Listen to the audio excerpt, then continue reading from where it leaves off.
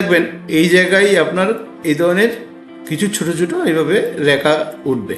এই ধরনের রেখা থাকাও শুভ। এটা হচ্ছে বিজনেস লাইন, এগুলো বিজনেসের জন্য খুব ভালো।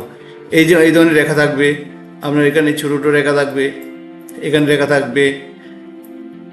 বৃহস্পতি বেশ ভালো অবস্থান এরকম থাকবে, আর শনিও বেশ এরকম থাকবে। কিন্তু শনি সবসময়, শনি মহারাজ এখানে একটুখানি যদি একটু খারাপ অবস্থান থাকে, এটা আপনার জন্য অতীব শুভদায়ক। এবং আপনাকে যে কোনো কাজের জন্য দৌড় করাবে। আপনি কোনো কাজে যদি অলসতা না করেন, কর্মের প্রতি যদি আপনি একাগ্রতা থাকেন, তাহলে শনি মহারাজ এখানে আপনাকে জীবনে অনেক অনেক সফলতা দেবে।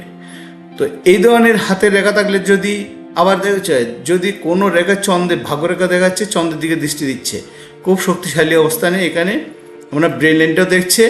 বা এই রেখাটা আমি মুছে দিই,